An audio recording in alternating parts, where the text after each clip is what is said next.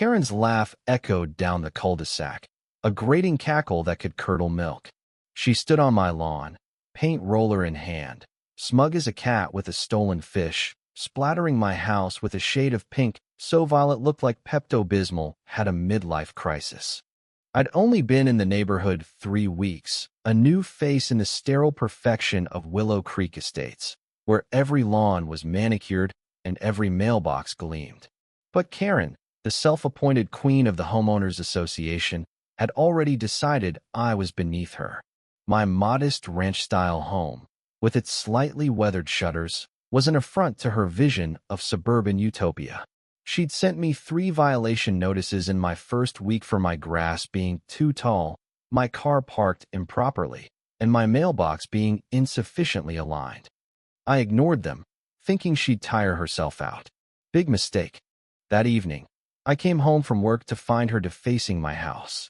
The paint roller dripped neon pink across my beige siding, each stroke a deliberate insult.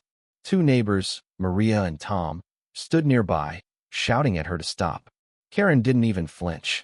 This eyesore needed an upgrade, she sneered, her double chin quivering with righteous indignation. You're welcome. Maria, a fiery single mom who'd clashed with Karen before, was practically vibrating with rage. You're insane, Karen. This is vandalism. Tom, a retired mechanic with a temper to match his wrench collection, looked ready to chuck his phone at her head. I just stood there, frozen, my keys dangling in my hand, watching my home turn into a Barbie dreamhouse nightmare. Karen turned to me, her beady eyes glinting with contempt. You should have followed the rules, newbie, she said, pointing the roller at me like a scepter. The HOA exists to maintain standards. Your house was dragging us all down. I wanted to scream, but something in her smugness sparked a different fire in Maya cold, calculating one. I forced a smile. You're right, Karen. Standards matter. I'll keep that in mind. The next day, I filed a police report for vandalism.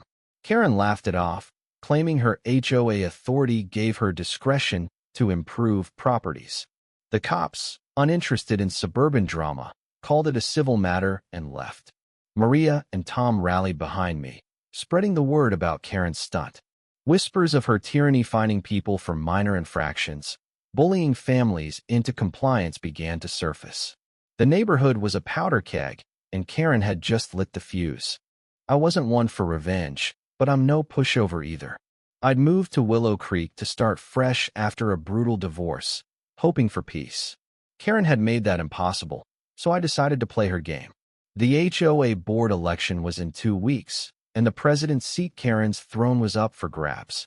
She'd held it for years, unchallenged, because no one dared cross her. I did some digging. Turns out, Karen's reign was built on intimidation and apathy. Most residents didn't even vote. They just let her rule. I saw my chance. I spent the next week knocking on doors, listening to neighbors' complaints. Karen had fined Mrs. Patel for her son's basketball hoop, threatened to foreclose on the Wilsons' home over unpaid dues, and even reported Tom's dog for excessive barking. Everyone had a story. I promised change fair rules, transparency, no more petty power trips. Maria and Tom became my campaign managers, plastering signs across the neighborhood, vote for change. Vote Alex. Karen scoffed, calling me a nobody at the next HOA meeting. You think you can run this place? She said, her voice dripping with disdain. You can't even keep your lawn mowed. The room tittered, but I saw cracks in her armor, nervous glances from board members, murmurs from the crowd. Election night was a circus. Karen strutted in, expecting a coronation, but the room was packed. Residents who hadn't attended an HOA meeting in years showed up, ballots in hand. When the votes were tallied, Karen's face went from smug to ashen. I won by a landslide 67-12. The room erupted in cheers as Karen stormed out, muttering about ungrateful peasants. As the new HOA president, I had power I never expected.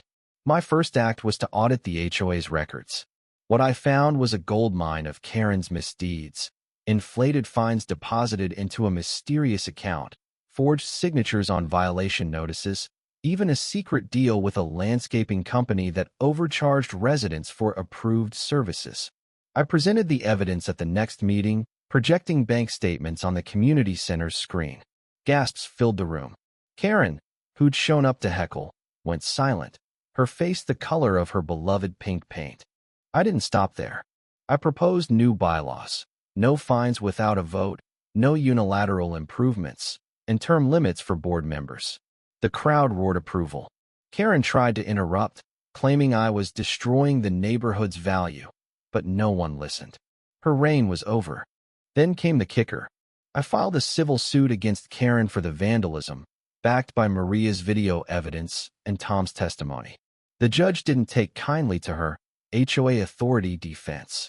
She was ordered to pay for a full repaint of my house $8,000 and cover legal fees.